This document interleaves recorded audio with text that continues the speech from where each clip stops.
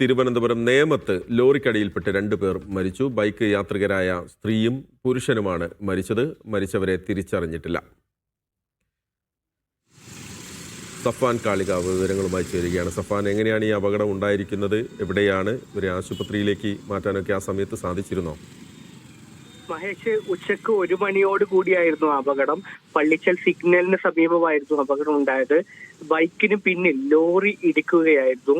Bike യാത്രികനായ bike യാത്രക്കാരനായ യുവാവും യുവതിയുമാണ് മരിച്ചത്. സിഗ്നലിൽ നിർത്തിയിട്ട ഈ ബൈക്കിന് പിന്നിൽ ലോറി ഇടിച്ച് ആണ് അപകടം ഉണ്ടായത്. ഇപ്പോൾ കിട്ടുന്ന വിവരമനുസരിച്ച് മുക്കോല സ്വദേശിയായ 21-കാരനാണ് മരിച്ചത്. അവർക്കൊപ്പം ഉണ്ടായിരുന്ന ഒരു പെൺകുട്ടിയും സംഭവ സ്ഥലത്ത് തന്നെ മരിച്ചു. ഇവരെ ആശുപത്രിയിലേക്ക് ഈ മൃതദേഹം ആശുപത്രിയിലേക്ക് മാറ്റിയിട്ടുണ്ട്. തൃക്കണ്ണാപുരത്തിൽ നിന്ന് ലോഡ് ഇറക്കി നെയ്യാറ്റിൻകരയിലേക്ക് പോകുകയായിരുന്നു ലോറിയാണ് സിഗ്നലിൽ വെച്ച് ഈ ബൈക്കിൽ ഇടിച്ചത്.